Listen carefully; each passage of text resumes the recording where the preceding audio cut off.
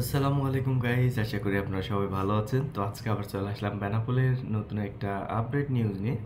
তো আপনারা কিন্তু অনেকেই জানতে পেরেছেন যে বাংলাদেশের যে ভিসা, ট্যুরিস্ট ভিসাটা এখন অফ আছে এবং মেডিকেল ভিসাটা চালু আছে। তো এই বিস্তারিত নিয়েই কিন্তু আজকে আমরা আলোচনা করব। তার আগে একটা বিষয় বলে রাখি, আমাদের চ্যানেলে যারা নতুন দর্শক, চ্যানেলটিকে অবশ্যই সাবস্ক্রাইব করে দিবেন এবং ভিডিওতে একটি লাইক করে দিবেন এবং নেক্সট টাইম কী ধরনের ভিডিও চান অবশ্যই কমেন্ট বক্সে কমেন্ট করে জানিয়ে দিবেন। তো চলুন বেশি কথা না বাড়ি চলে যাই মূল ভিডিওতে। তো আপনারা ইতিমধ্যে জানতে পেরেছেন বাংলাদেশ থেকে ট্যুরিস্ট কিন্তু এখন বন্ধ আছে, ট্যুরিস্ট ভিসাটা।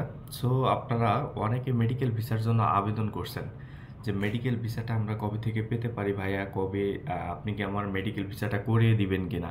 সো আসলে একটা বিষয় বলে রাখি, আমি আসলে কোনো ভিসা করি না বা ভিসা করার জন্য টাকা পয়সা কিছু নিই না। কারণ আমরা ভিসার কাজ যদি করতাম তাহলে অবশ্যই করে দিতাম, সেক্ষেত্রে আমাদেরকে বলা লাগতো না। তো আপনারা একটা বিষয় খেয়াল রাখবেন যে মেডিকেল ভিসা কিন্তু আগে যতটুকু সীমিত ছিল এখন কিন্তু তার থেকে একটু বেশি হয়েছে। সো আপনারা চাইলে ট্রাই করতে পারেন। এবং ইন্ডিয়ান হাই কমিশন থেকে আমরা একটা বিষয় জানতে পেরেছি যে ইন্ডিয়ান ট্যুরিস্ট ভিসার ব্যাপারে।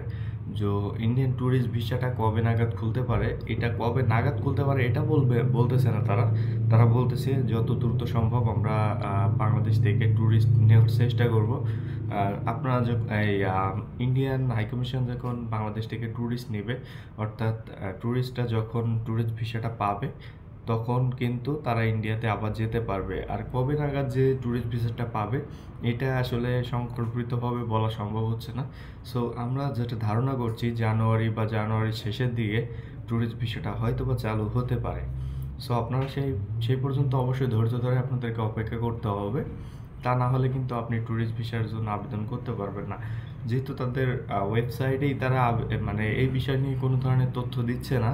হাইকমিশনের যে ওয়েবসাইট রয়েছে বাংলাদেশের, মানে ইন্ডিয়ার যে হাইকমিশনের বাংলাদেশের ওয়েবসাইট রয়েছে, সেই ওয়েবসাইটে পর্যন্ত তারা কোনো ধরনের আপডেট দিচ্ছে না এই বিষয় নিয়ে।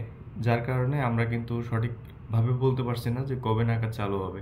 তো এতটুকু আশাবাদী আমরা, খুবই দ্রুতই হয়তো বা ট্যুরিস্ট বিষয়টা চালু হতে পারে।